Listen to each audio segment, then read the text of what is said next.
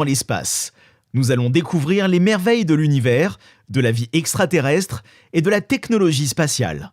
Ce voyage nous amènera à comprendre comment l'espace est vital pour notre planète et comment il nous affecte tous. Nous allons explorer les mystères de l'espace et découvrir ce que l'avenir réserve pour l'humanité. Préparez-vous à une aventure épique qui vous fera voyager des profondeurs de l'espace à ses plus hautes altitudes. Alors allons-y! Dans cette vidéo, on parlera des nouveautés en matière de recherche d'accomplissement spatial. On parlera en 1 de la matière noire, en 2 de l'actualité spatiale européenne et en 3 de l'actualité martienne. 1. Matière noire. La matière noire est une forme de matière qui n'interagit pas avec la lumière et n'a donc pas été directement détectée. Elle est cependant nécessaire pour expliquer certaines observations astronomiques, telles que l'accélération de l'expansion de l'univers, ce qui n'a pas encore été prouvé, et le mouvement des galaxies. C'est de cela dont on va parler aujourd'hui. On pense que la matière noire constitue environ 85% de la matière de l'univers et qu'elle est responsable de la formation et de la structure des galaxies.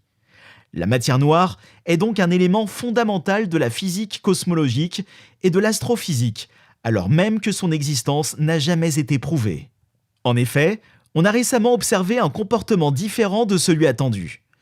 Comme nous le disions, la matière noire a été développée pour expliquer le fait que les étoiles au centre des galaxies gravitent moins vite que celles de la périphérie, ce qui est un non-sens au vu de nos théories. On a donc développé la théorie monde. Une théorie reprenant les bases de la gravitation newtonienne, modifiée afin de pouvoir prévoir le mouvement des étoiles au cœur des galaxies. Cette théorie se base sur l'existence de la matière noire capable d'influencer les mouvements des étoiles. Après les expérimentations de cette théorie, on obtient une corrélation étonnante entre la théorie et la pratique. Cependant, il existe un point d'inflexion étonnant qui annule momentanément toute corrélation entre la théorie et les observations. Ainsi, les scientifiques se posent la question de l'existence même de la matière noire au cœur des galaxies, ou du moins son absence à certains endroits. Alors cela ne suffit pas à infirmer l'existence de matière noire pour l'instant. Cependant, il faut noter que celle-ci nous fait pointer du doigt certaines contradictions, actuellement à l'étude dans les laboratoires et les ordinateurs. 2. Ariane 6. Ariane 6 est une fusée réutilisable actuellement en conception par l'ESA pour remplacer Ariane 5.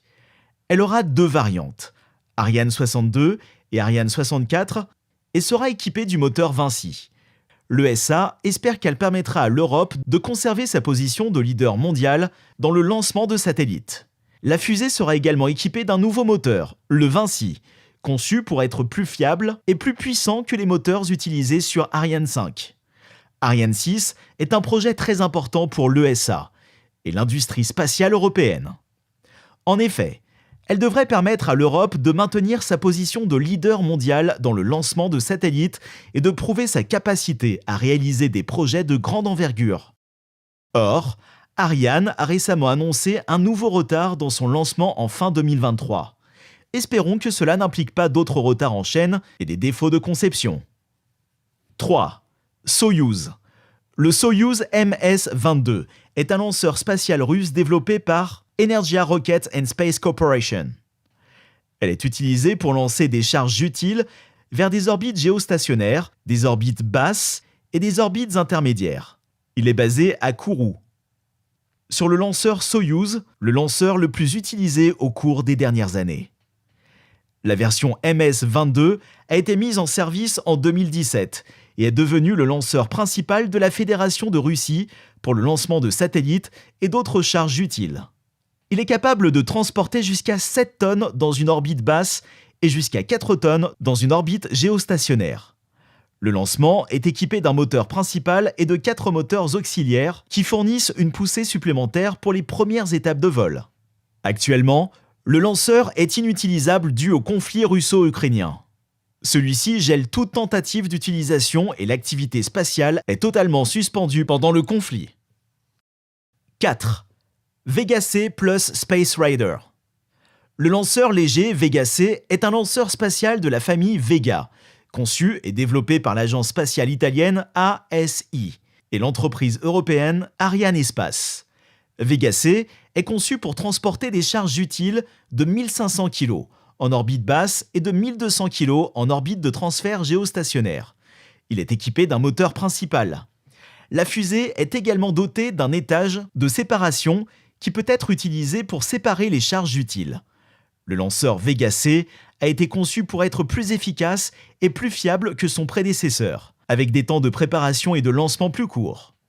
Cependant, la pratique est différente de la théorie, en raison de l'échec récent de son dernier lancement. Il est intervenu une chute de pression dans la chambre moteur du deuxième étage. Cette chute provoqua une déviation du lanceur qui le fit rentrer dans l'atmosphère et provoqua sa perte de contact.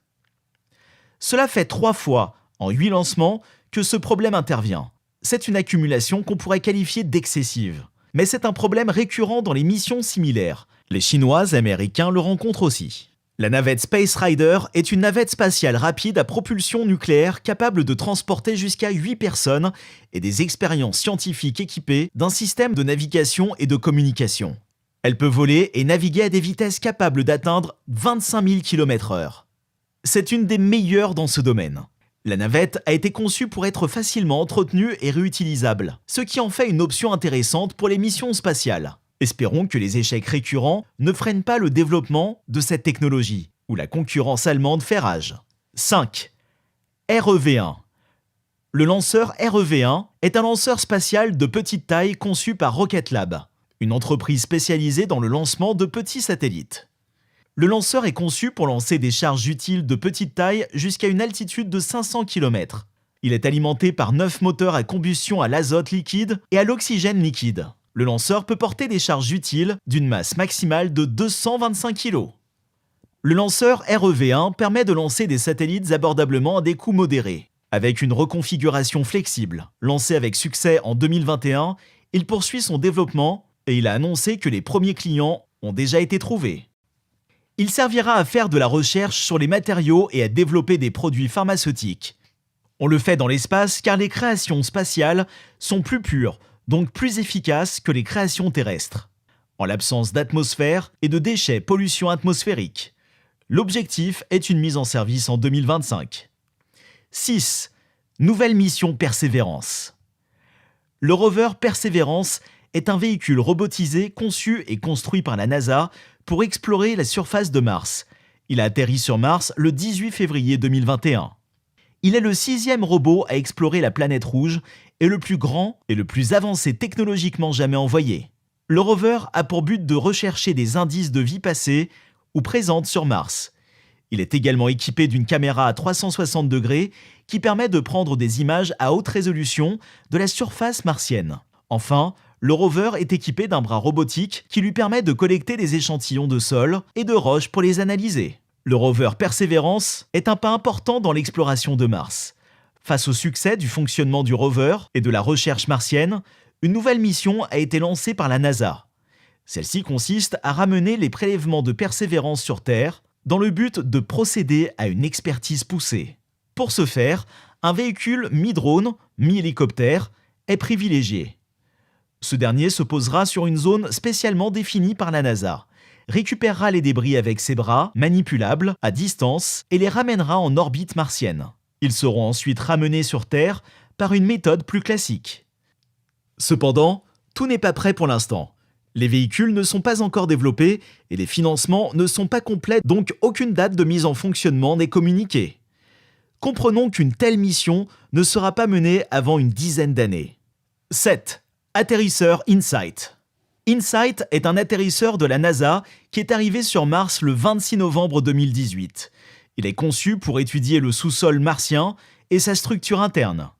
Il est équipé de capteurs qui lui permettent de mesurer les tremblements de terre et les ondes sismiques, ainsi que de mesurer la température et la pression atmosphérique. Ce dernier a récemment fini sa mission et la NASA s'est récemment retirée. La cause étant la présence de trop de poussière sur ses panneaux solaires. Le bilan de la mission est assez mitigé. Le sismomètre de conception française a donné entière satisfaction et a permis des découvertes importantes. Mais le forage, qui était le pilier principal de la mission, n'a jamais pu être réalisé. Pour plus de vidéos géniales, abonnez-vous, partagez, commentez si vous aimez et n'oubliez pas d'appuyer sur le bouton de notification. car nous travaillons toujours pour vous apporter les meilleures